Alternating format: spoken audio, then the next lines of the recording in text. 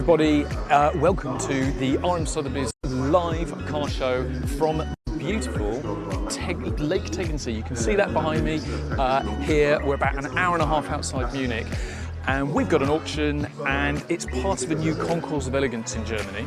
And I'm just going to take you for a little bit of a walk. So we're in this sort of lovely old, don't know what you'd call it. What would you call it, Johnny? I think it was a farm at one point, on the banks of the lake. All of these cars that you can see around me now are all part of the Concours event. All sorts of fabulous stuff here.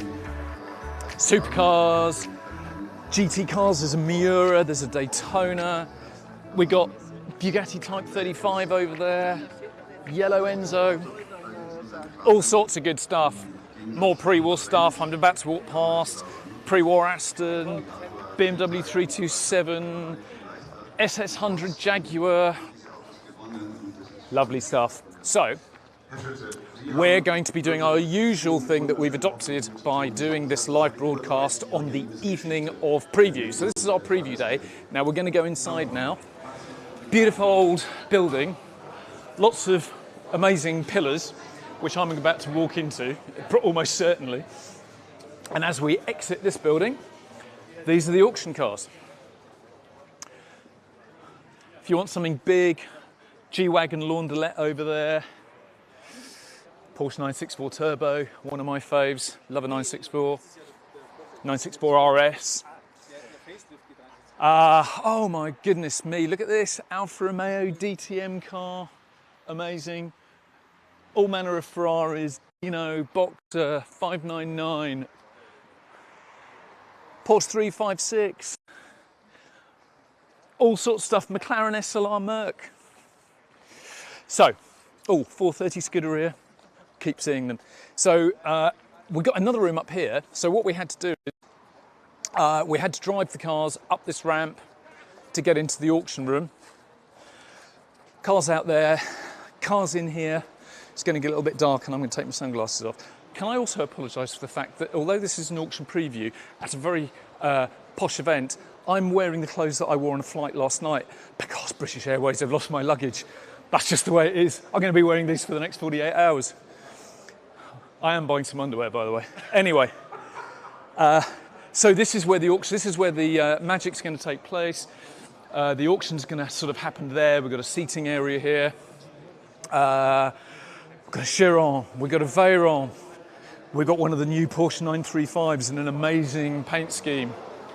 Carrera GT, incredible RUF, which we did another video on a couple of weeks ago, which is amazing. The new HWA, kind of, well, it's not a Resto Mod 190 Evo, but it's a lot more than that, but it's an incredible bit of kit. Aston DB, short chassis, convertible, Volante, one of the rarest Astons ever made, actually. Got so many cars. MV motorcycle behind me. We've got a beautiful Talbot, 6C Alpha, beautiful 275 Ferrari, pre-war Aston Ulster, Porsche 550. So, amazing cars. Now, I am about to sit down, as I quite often do, with Mr. Felix Archer and Will Smith, our car specialists, and we're going to have a little bit more chat about the sale. But before we do that, I'm going to stop talking, and you're going to watch this.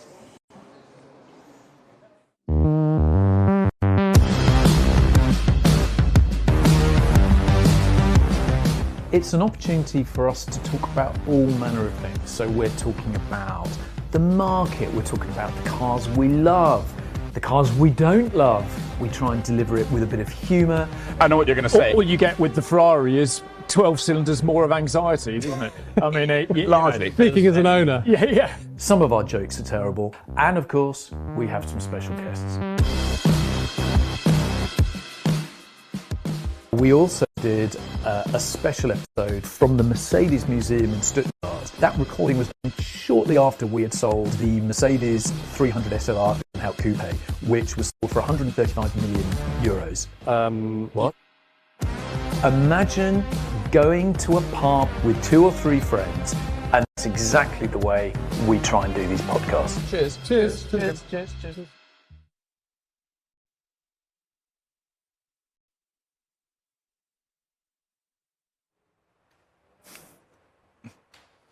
Hello everyone, welcome to RM Sotheby's car show. As beginning to become tradition, we're doing these live broadcasts on preview night.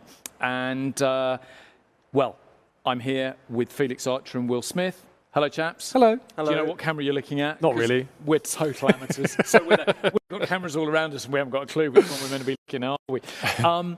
Now, between taking our viewers through the walk around of our cars Sure. to sitting here now, Yeah. and we are absolutely going out live, there has been a change of clothing on my part. I'm glad you brought that up, Peter. Well, It's brutal. What do you think? It's brutal to look at, let alone how our viewers feel. It's also brutal to look at, not because it doesn't. It looks like it's been tailor-made, but Thank you. For those that aren't with us in the room, it's incredibly hot in here. Very warm. It's warm. As it happens, so just the background is, because the airline lost my luggage and I have no clothes, a colleague of ours has very kindly gone to the supermarket and bought me some underwear. Oh, Thomas the Tank Engine. really? Yeah. Which... We'll see that later, will we? which I'll be wearing We'll be tomorrow. good for our swim in the lake. The clothes I wore on the plane essentially were going to be my clothes for the next 2 or 3 days. Yeah. And I went into town in the hope that I could find the kind of clothing that you might find in an average market town in England. Sure. I found a shop. Essentially, this was all they sold. It's appropriate, though, given where we are, near Munich. And actually, I've seen loads of people out there walking around in their lederhosen gear like yourself. There are a few people. Now, I'm just going to viewers that may be unfamiliar with this traditional Bavarian clothing, I am just going to get it out there that these leather shorts are really very thick leather. They're designed for winter. They're warm. They're very warm and not entirely breathable. I don't want to know. No, the I'm Sotheby's fashion podcast. We'll do that on another day, shall we? I know. But no, you do look good. Thank you. Well done for getting to the spirit of the event. Thank you. And it was a very quick change to get into this. Have you got a different colour tomorrow? No. Sadly, I'm going to look exactly the same tomorrow. Right. I may change my little handkerchief there. Brilliant. Although the man that sold me this handkerchief thought that it was the final flourish. He thought it was the cherry on the cake. Fantastic. And people have tuned in to listen to cars, have they? So moving on to the cars. So here we are in Tegernsee. We are actually some viewers may have seen another film. No, actually, no, I don't think they're going to, because I think it's going to go out tomorrow. But Felix and I jumped in the Aston short chassis Volante, and we went for a little drive around the lake. Full lap? Full lap. We did a full lap of the lake. It's a sizable lake, but it's not enormous. You can drive around, I don't know, how long was our journey? 35 minutes or something like that took to drive around the lake. Beautiful mountains, lake. It is a nice part of Germany. We're about an hour and a half, hour outside Munich, a bit outside Munich, from the airport at least. And it's really lovely. And this is our second now, assuming that this becomes an established fixture. It is the second annual sale that we do in Germany each year. And the first time we've done this in the summer, Concours of Elegance Germany, organised by our friends at Thorough Events that do some other well-known events in the UK. It's nice out there, isn't it? It's some great cars. It is genuinely one of the nicest little Concours events I've been to in a while, because often I find that Concours events, maybe in the UK, they don't have the location, perhaps, that this has, right? You're on the lake. It's quite small. There's not loads of volume, shall we say, but I think it's the right size, great cars, and yeah, it's been really beautifully arranged. So I think it's a great association. It's quite funny, actually. There's quite a few, I don't know, for considering it's the first year, there's some incredible cars. Sometimes we are lucky to have an auction where we have a couple of cars which feel quite unrepeatable. Like there's the Ulster there, the Aston Martin. Yeah. That was a 35 Le Mans.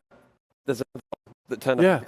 Yeah. Yeah. It was the same race. It's just like, wow. Did it? The Yeah, green it was one? the same race. Ha! 35 Le Mans. Fantastic. Yeah. So it's really, to have that in the first year, I think the momentum they're going to have is fantastic. Also in Germany, obviously, we're expanding in Germany, as you were saying, 2 sales now. Actually, traditionally, there haven't been auctions in Germany, and there have been Concours events in Germany. So it's really interesting to see this massive classic car market kind of waking up to the kind of associated events that the other markets around the world have. Yeah, and it's interesting, isn't it? Because we did our first sale in Munich, 2022, I think. Yeah. And we'd never, well, I'm on slightly dodgy ground. We actually had done an auction in Germany prior to that at Essen, at the Essen show. Put that aside. Sort of one-off. But a lot of people had said the German market is a big market for these cars, but it's not an auction market. And then we've done the Munich sale in the winter, and they've always been great sales. Yeah. So clearly Germany is an auction market. Absolutely. I think we've established that in the last couple of years, and it's nice to be here, and it's not absolutely freezing. Start. Knowing. It's really, really warm, isn't it? Yeah. So it's great, and as is so often the case with you look at we do our Monaco sale that weekend because it's the Monaco Historic. We do an auction at Villa d'Este because it's the Villa d'Este Concours. We do. I'm going to struggle to think of other auctions that partner with other events, but it's kind of an established way of doing it, isn't it? Well, we do our Winter London sale in conjunction with the London Veteran Car Run and all of these kinds of things. Same goes on in North America. So this whole idea of conducting an auction in partnership with another event that's going on in parallel, which is bringing collectors and enthusiasts to the location for a couple of days. So that's the theory behind it. Now, we're sitting... I mean, this location, I guess, it's not traditional for a concours because it's not a castle or a country house. It's slightly serving not doing it justice. But it's kind of a farm, isn't it? Yeah, it's a courtyard. It's an upmarket farm with big sort of what were agricultural buildings. And we're in a barn. Yeah, and it's a huge building, and you can see. Maybe the cameras are picking up these huge wooden rafters that are surrounding us. And we're on the kind of first floor. There's a ground floor level as well. And what we've done is we've brought some of the auction cars up a long ramp to get them into this room. And they're behind me right now. And you could probably see this Bugatti Chiron behind me. And then we've got some cars outside. But what we couldn't do here was we couldn't bring 100 cars, right? No, we've got okay, number one test for you guys. How many cars in this auction? 30. It's about 30, isn't it? Yeah. I mean, why do I even ask? I don't know. I'm We're asking not you going to for know. specialist knowledge. A few. We've got a few. It's 30 odd, and we've got a motorcycle as well. About a third of the size of normal sale. That flag. Yeah. Third of the size. It is. But if we're going to do an auction with, for us, a relatively small number of lots, we need the lot value to be fairly high. Yes. Right. So I think that's what we've not got here are €50,000 cars. We've got everything here is quite punchy, quite high end. Correct. Yeah. I think I would say average value is probably up to close to €1 million. I think it is. Probably is. Yeah, it is. And then our normal average value would be more like 400. So in fact, the 964 RS is that which is what 250-ish thousand euros. That's I'm not even sure we've got anything for the turbo. The 3.6 turbo is one of the lowest. Yeah, but the BB. We could debate that. Yeah, but okay. So kind of like a €250,000 is sort of the entry point, which is quite high. Yeah. Yes. I mean, you don't want to be blasé about that. That's still a lot of money. Yes, absolutely. But it's quite interesting. It's a bit of a challenge because if you're selling 30 cars where the entry point is €250,000 and it's upwards of that, it's not easy to sell 30 cars at that price. It's not. And what we always try and do, and we labour this point every time we kind of do one of these live streams about catalogues that we produced, we do try to create as large a variety of cars from as many different eras as possible, so that a grandson, a son and a father could come along to a sale and each buy a car that was kind of dear to their hearts, shall we say. Yeah. Be it a pre-war Aston, a 60s Ferrari or a Bugatti Veyron. So yeah, there's good variety, there's good mix, appealing to as many a sort of demographic as possible. Yeah, no, absolutely. And I think that, I hope, Phoenix and I were talking about this earlier when we went for a drive, you get to this point where we're the eve of an auction. There's a huge amount of work that's gone into this, isn't there? Like every auction, consigning the cars is the work of months. Yeah. Photographing them, cataloguing them, researching the history, all of the marketing, all of the PR, all of the everything that goes on around building and promoting an auction. And then you get to the auction weekend and that's it. It's like this is either going to be great or it's not going to be as great as you hoped it was going to be. But I think we've got all the ingredients here to hopefully make this a good sale. I think we're going to talk a little bit about some of the cars that have sort of perhaps caught our eye. Certainly, unashamedly, perhaps some of the more expensive cars. But have you, Felix, got a particular favourite? Very difficult. Do you know what? After our drive in the Aston earlier, it's such a really nice car. It's really, really nice. It is. And it's so rare. It's so rare. People get off on DB5s, understandably, but it's really, really rare. And it's fantastic. It's beautiful. I know that's not one of the cars specifically that we're talking about, but it is an interesting car because it's not a DB5 and it's not a DB6. No. It's official. It's his own other thing. It's a DB Volante. Yeah. It's short chassis Volante. Yeah. It's like it is its own thing. How many of those were made? 37. Yeah. And only, I think, 8 in left-hand drive. Yeah. Super rare. Yeah. And I think I said earlier, there are 123 DB5 convertibles, 70 DB4 convertibles. Don't know how many DB6 Volantes there are, but it's by far the rarest. It's fantastic.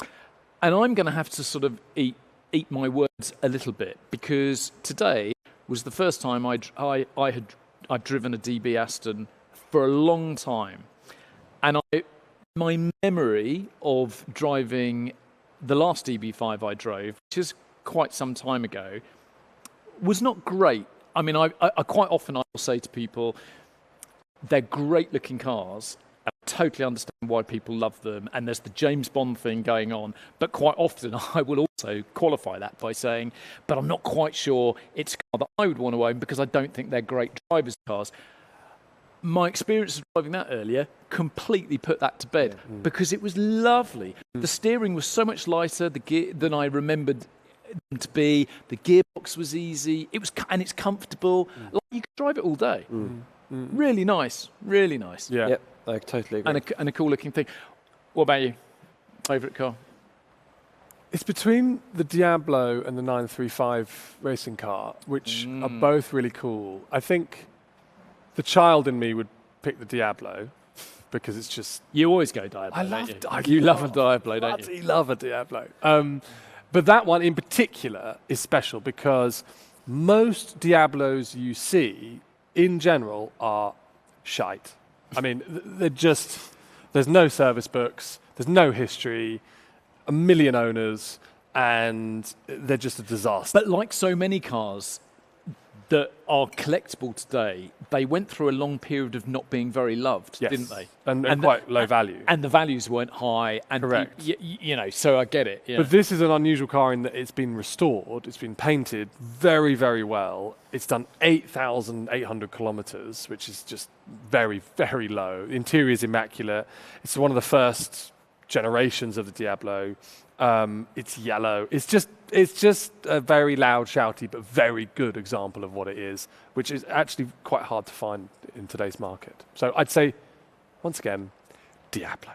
Not 935.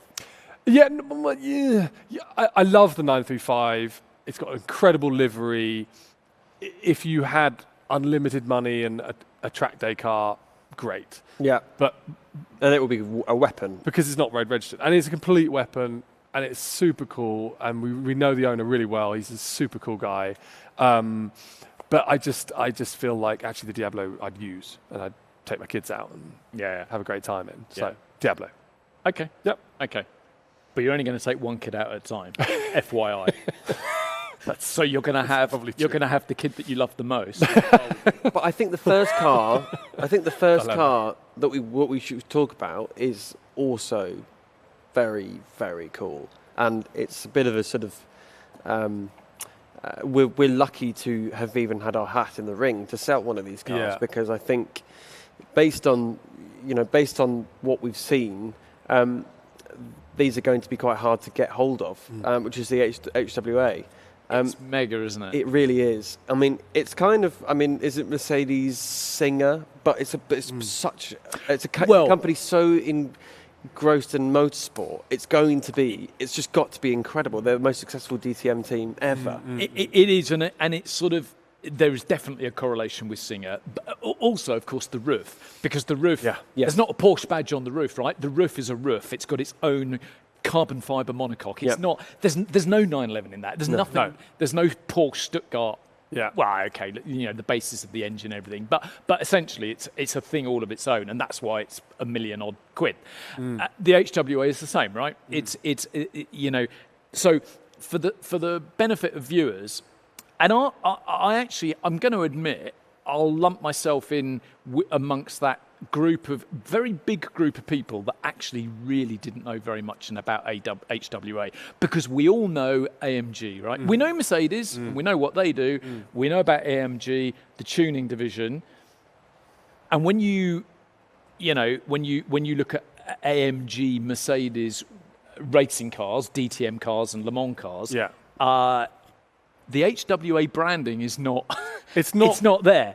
Maybe in Germany, perhaps it is, but in the rest of Europe, I'd say it's a lesser known firm.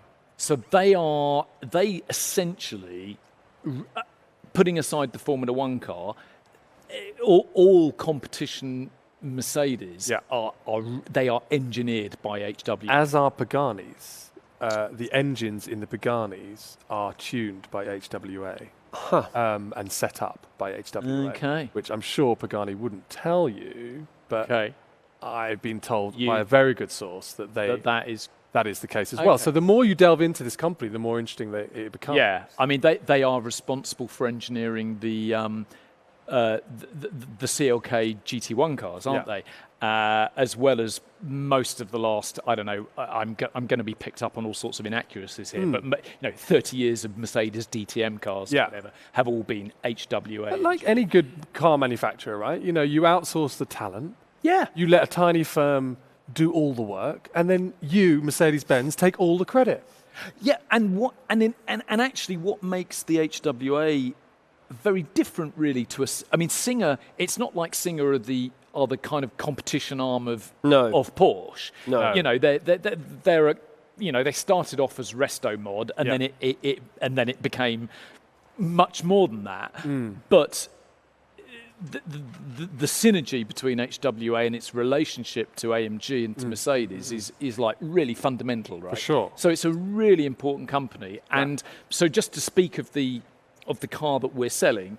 Well, go on, Will. Tell us what it is. We're actually, funnily enough, unusually for us, we're not selling a car tomorrow. We're selling a mock-up of a car. We're selling a build slot, not just any build slot, the first build slot. Yeah. So the first production HWA is what we are selling. And what our viewers are seeing on the screen and what we have in the room behind us is unapologetically just a kind of a mock-up. Correct. It's that is not a production car. Aesthetically, the interior has nothing to do with the actual car. And it doesn't. I don't think it has the right engine. This car. No, and it's got two different sets of wheels to show your options that you have. And, but the aesthetics from the outside are basically bang on what the cars will look like. So and it's super cool. It's really, I mean, it's devastatingly cool. And it's actually a car that's sort of created quite a bit of a sensation in the last few months because it's just sort of excited the younger generation. The internet have gone wild for it. It has caused a bit of a stir. Well, I mean, I'm as you guys know, I'm kind of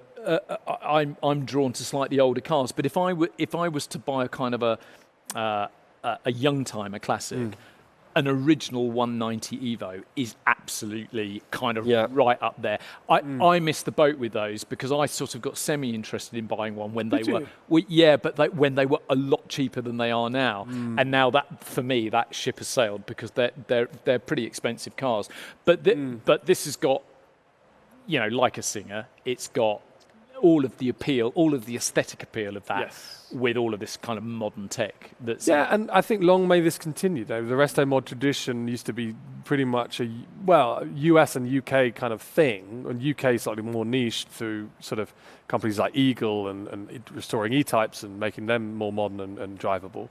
But the Americans sort of have almost validated resto mods to the point where now Germany are making them, and there's BMW M3 resto mods there, you know, and so I think all this is doing is exciting a new generation of car lovers and taking them back to a different generation, which perhaps they didn't know about, which I think is a bloody great thing for our industry. Yeah, and I think, I mean, is it a single turbo or a twin turbo? It's a V6 engine. It's a twin turbo. It's a twin turbo 3-litre V6. And it's probably going to fly, isn't it? Yeah. It will be amazing, and I'm sure it will drive brilliantly as well. Do you, in the context of us chatting about this, do you once again want to tell us about your dream car, which is a hearing aid beige 190? Oh, yes. Which is basically a donor car. A relative of that car. It could be a donor It's car. almost the same. So essentially, your dream car is one of those, but about £780,000 cheaper. My dream car is one of those massively detuned.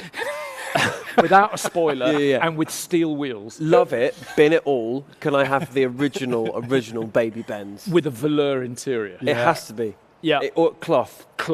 No leather for me. ULEZ compliant. ULEZ compliant.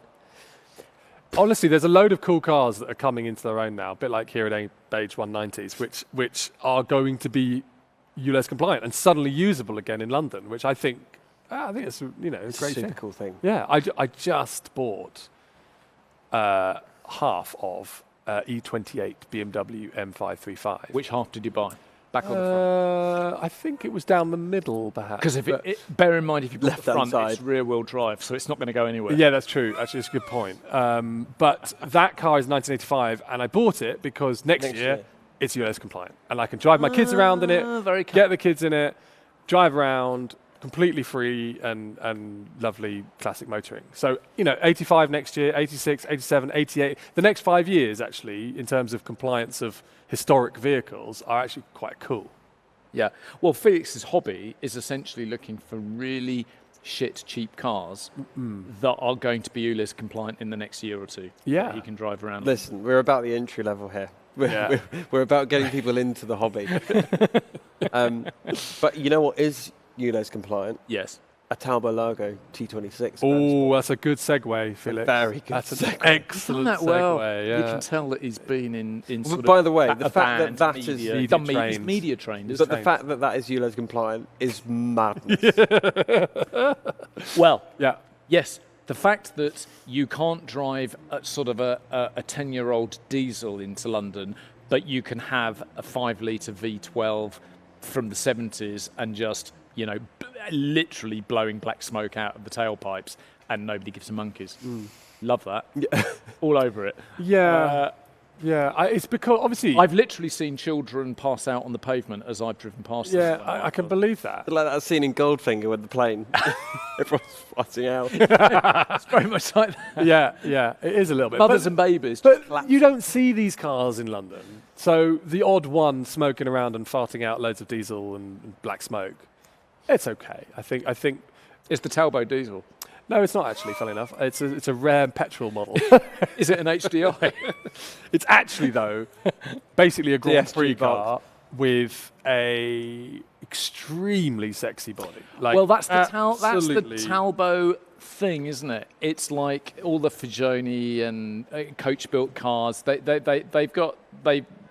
are the Talbot-Lago sort of tradition is just to build stunningly beautiful cars. Well, also because their engineering in the late 40s was as good as anyone's. You know, they were winning Formula One races in their Grand Prix cars. Yeah. So all of that technology that was just amazing back in the late 40s, and you know, obviously post-war, it was like a lot of people struggling, a lot of manufacturers hadn't got going at that point. But Talbot-Lago somehow managed to like just go flying out the traps, and really get a good program together for both Le Mans and Grand Prix racing. Yeah, they did. And I remember years ago, we were offering, I mean, this is many years ago, famous Talbot-Lago, Talbot-Lago, owned by the Pilkington family, and that's one of the most raced racing cars in history. Yeah, and you know, and it's a Grand. You know, the beautiful thing about that is you can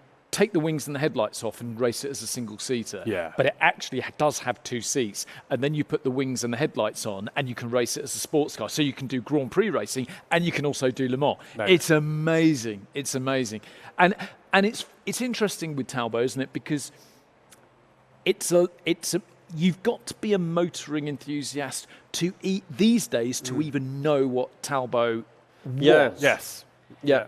Because as a child of the 70s, for me, there were lots of terrible Talbot, Chrysler era, Talbot, you know, Talbot Rancho, you know, and Sunbeams, Talbot Sunbeams and things like that. Well, they weren't terrible cars, they were of their era. But the glory days of that company were right there, 1929. Yeah, absolutely. Into the early 50s. And it's a very special. It is a beautiful car. Our viewers can see that on the screen. Look at the louvers on that bonnet. I mean, the heat. I mean, can you imagine how excited Gus is about those bonnet louvers? I know. He loves a bonnet louver. He does. He counts them. But it is supremely sexy, and that specific car, long-term ownership. I think it's been 25 years in the current ownership. The interior is all original. The paint is probably been painted only once or twice, and it's quite older paint, which just has a really cool matte finish to it, which is just brilliant. And it's it's a Lago Grand Sport. You know, when you talk about a GT car, you're talking about Gran Turismo. You're talking about a car that is designed to. It's a long-distance continental cruiser, and that's for crossing. That's from getting from Calais to Monaco, isn't it? Yeah, at speed, in comfort, with your Louis Vuitton luggage in the back. Yeah, doing 100 miles an hour. Yeah, or in Felix's case, his Mountain Warehouse holdall. For all of his suits. Acquired from Mountain Warehouse. Yeah. No, amazing car. Like, super honoured to have it, and what a thing. Like, we don't see those. No. We don't, even in our auction rooms, we do not see those things very often, and it's very special. So that is cool. So now we're going to move on, and I know our viewers are going to see we've got a prompt sheet here because our memories are feeble, and if we don't have a little prompt sheet here, we're going to forget what cars we're talking about. Absolutely. We're going to talk about another absolute blue chip. It's really these cars are a cornerstone of the classic car market, aren't they? Like Gullwing, Mercedes, and a few other cars that we could name. It is you kind of to understand what the market is doing is somewhat underpinned by. I totally agree. By what cars like this are doing in the marketplace, and it's a Ferrari 275 GTB. Yeah. This is a lovely, lovely car. It's a beautiful example. It's sort of Rosso Rubino exterior, and I mean, look at that colour. That's if you're going to have a red Ferrari, it's going to be that colour. That is the colour. That's the colour. That is the colour. I got a red Ferrari. Yes, that is classy. It's funny because it gives you it amplifies the lines so much more than kind of classic Ferrari red. It does. Yeah. We're talking about the market and 275s, right? What's interesting about those as an example of the blue chip investment of classic car world is they have seemingly been unaffected by wider market trends in the last five or so years. Yeah. You know, most cars from the 1960s, let's take your 250 GTEs and your PF coupes, they have dropped in value. They have actually come down in value. Whereas 275s have been absolutely, resolutely continuing to go up in price because there's just so much demand for that particular model. And so they are as good as it gets blue chip wise and have continued to rise in value in what has otherwise been a falling market. And so this is a long nose example, Yeah. which is what people want. It's arguably the better looking derivative of the two. I like the short nose. You like the short I'm nose? just going to put that on there. Sorry. Okay. Sorry. Well, all right, fine. Well, don't buy this. You're going to be like that. Don't buy this. Go and 6 carb as well. Yeah. Torque tube, Yeah. which I do love torque. I love a torque tube. love a torque tube. But before, there was no tube, so it was just a prop shaft exposed to the world. And that's just bad engineering. But if I have a dinner party, I'm really wanting my guests to talk about bonnet louvers and torque tubes. Absolutely. That's really what I'm looking for. I don't want chit chat about what's going on in Love Island. I want to talk about torque tubes. American elections, what? And Connolly leather. Or reconolizing your leather. I mean, I love a chat. I love a bit of chat about that. But yeah, going back to the cars quickly. Anyway, going back to the cars quickly. That is, as 275 GTBs go, as nicer examples I've seen in a long time. So It's Class K certified. Yep. It's been in the current ownership for 20 odd years, I believe. Yeah, absolutely beautiful. I think the interesting thing about 275s is that when I first got involved in this sort of market, I don't even know when it was, 15 years ago, 275s were people loved them. Everyone recognised it as being a really good looking 60s Ferrari. Yeah. But it kind of wasn't, at that point, it wasn't elevated to that kind of the status of being actually the 60s Ferrari. Yeah. I mean, okay, put aside GTOs and all of and LMs and all of the stuff that nobody can afford. Yeah. People would have considered a Lusso perhaps to be a much more desirable car. I was just going to say, around that time, 15 odd years ago, when I started in the business, a Lusso and a 275 were very, very comparable in price. Yeah. And now that car is double the price of a Yeah. Lusso. So it just sort of shows how Does taste and trends and fashion have yeah. sort of changed, even in the short amount of time that we've been involved in this business. It is a great looking car. So moving on from that, you see this car.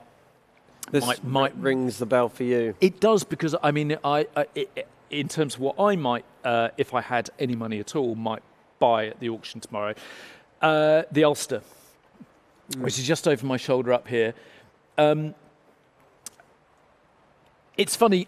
I did a short film with this a few weeks ago, and I said something in that film which I still kind of feel to be somewhat true, is that there is a whole generation of people who actually think that the story of Aston Martin started in about 1964. Yeah. And that DB4s or 5s were the kind of the first Aston Martins, and of course nothing could be further than the truth. Yeah. The origins of Bamford and Martin, the origins of the company go back, I'm going to get this wrong, so forgive me, viewers, but maybe 1913. Yeah. It's sort of around the time of the First World War. Yeah. That was when they first started producing cars. And they built an incredible history, in the sort of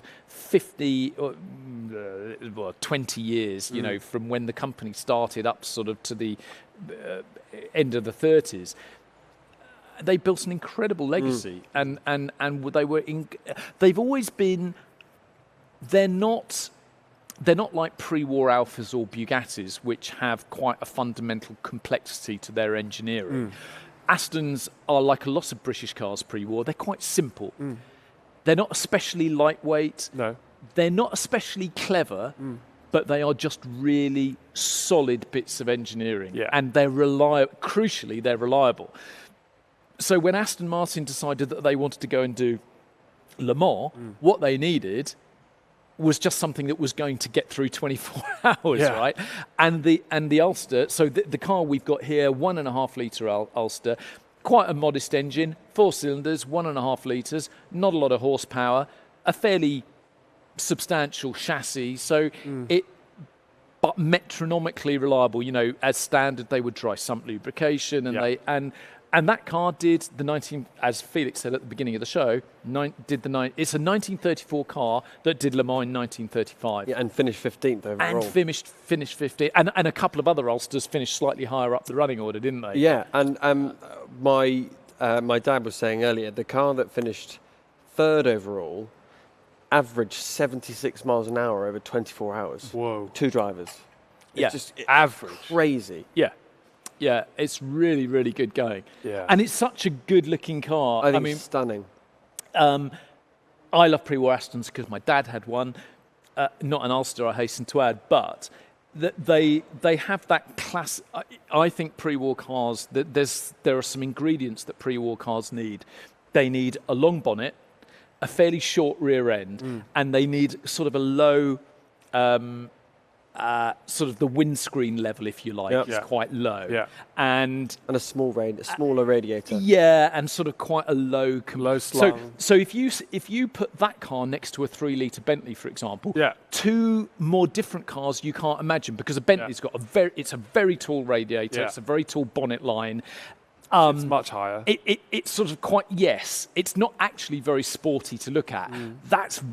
These Astons are very, very sporty to look at. The boat tail, and it's a very unusual boat tail on an Ulster because it has that flaring down at the bottom, which accommodates the spare wheel. Yeah. But I drove this car, and they're lovely, lovely cars to drive, and it's just so historic.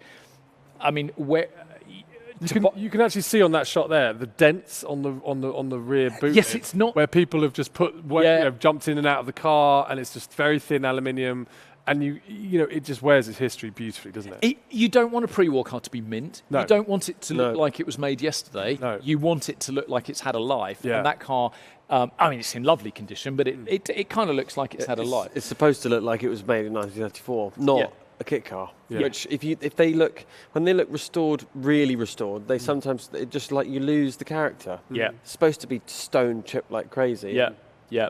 The one thing I will say about that car, having driven it, so the accelerator is in the middle of the middle of the 3 pedals. So you've got clutch, accelerator, brake. You do have to engage your brain before you drive one of those.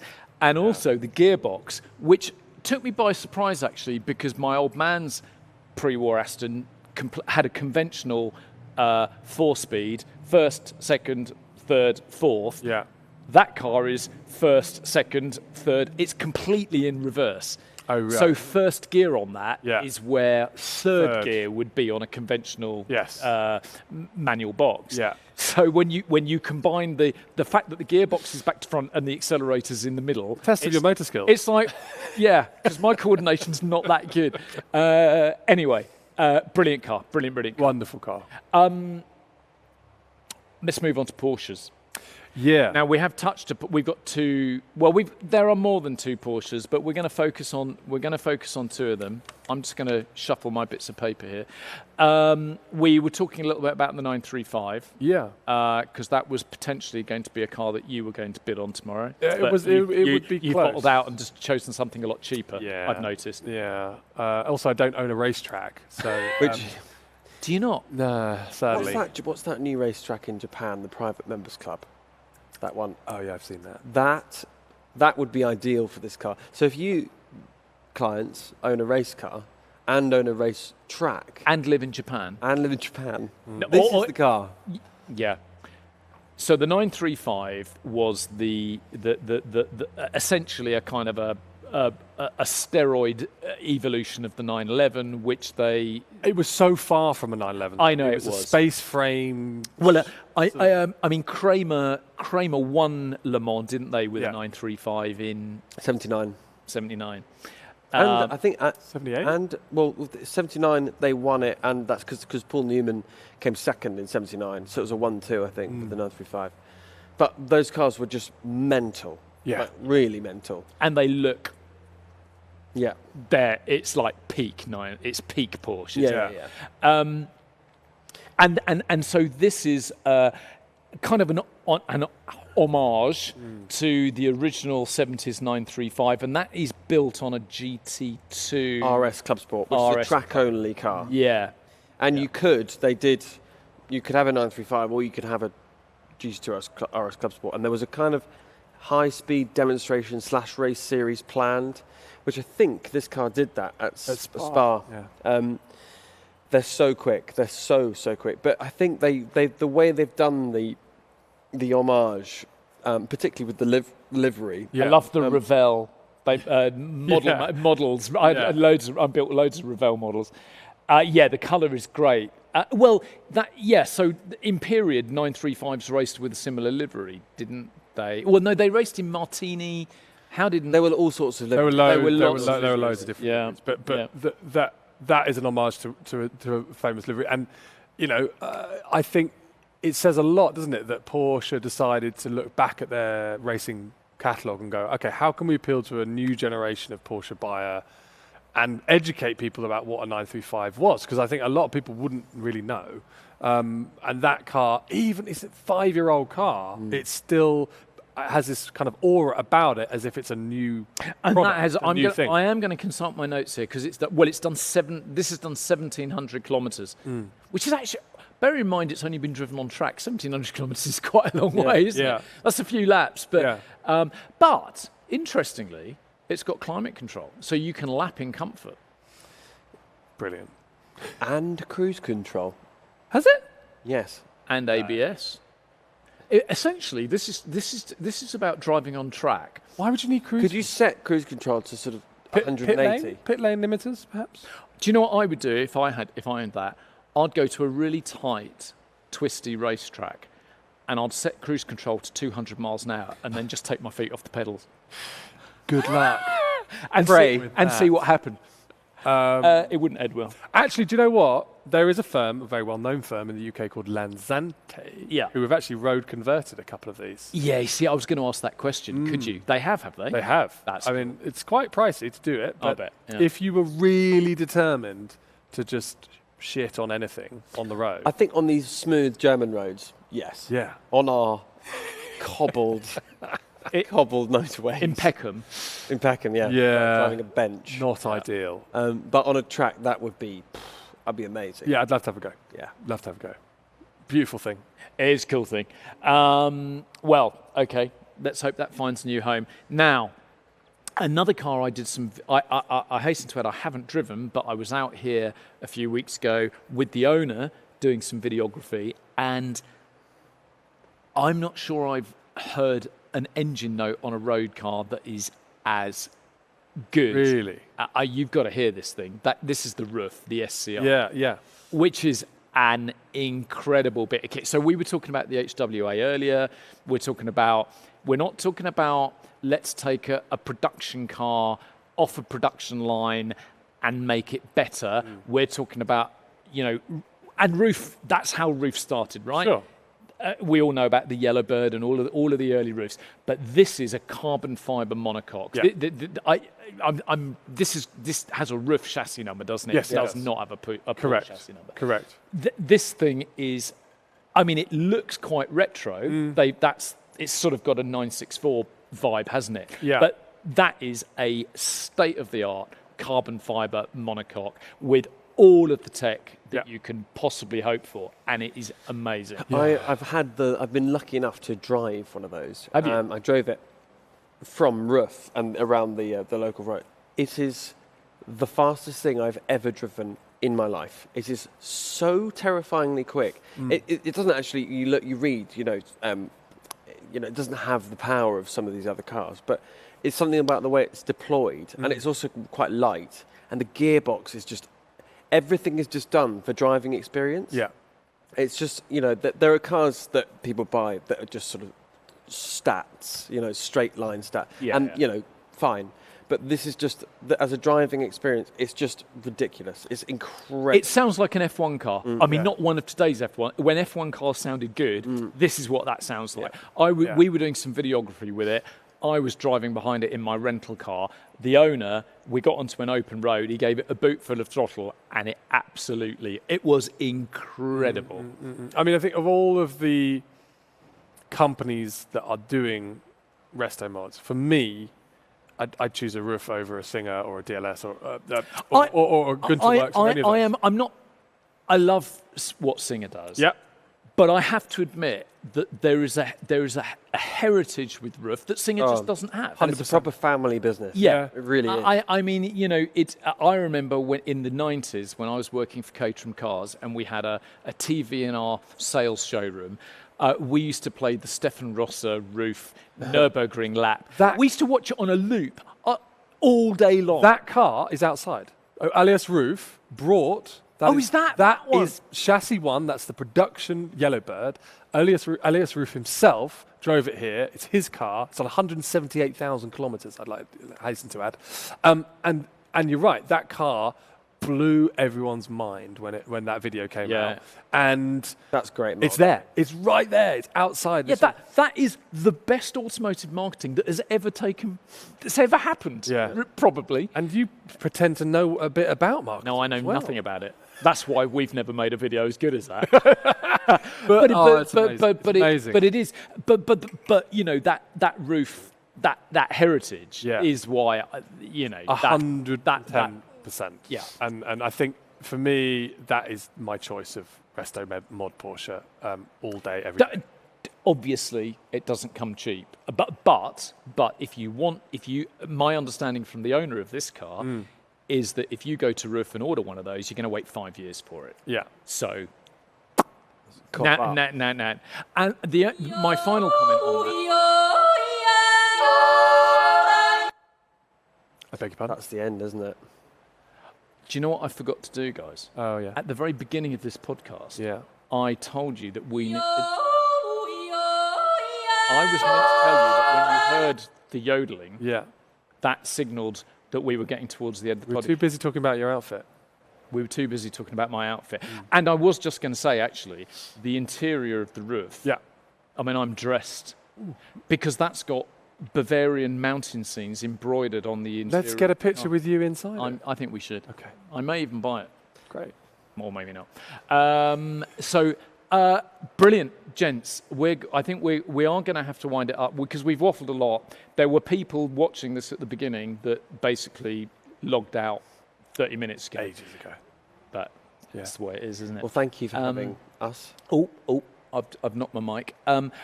There's a couple of things I need to say, and to tell you what I'm going to do. I'm going to look at my camera, which is hanging from a long pole off the ceiling of this barn.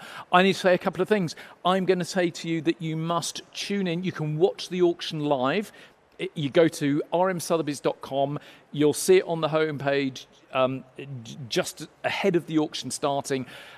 We originally published that this auction was going to start at 3 p.m. It's not. It's going to be starting at 4 p.m. local time in Germany. You can register to bid, obviously, and you will get a live stream in which you can bid if that's what you want to do. If you just want to watch it for entertainment, there's another feed, and you can find that link on the website. And is there anything else? No. Oh, yes, I know, because I always get told off. I always get told off for not saying this. RM Sotheby's Car Show. It's an audio podcast that you can get wherever you get your podcast, Spotify, Apple, wherever else. And we also spend lots of time and effort videoing this, and it goes on YouTube, and you can watch all of the episodes on YouTube on RM Sotheby's YouTube channel. So please do that, and thank you for joining us. And thank you, Felix. Thank you, Will. I think we'll go and buy a stein of beer now. That's great. And possibly a sausage. Yeah. And we'll be back another time. Bye-bye, everyone. Bye.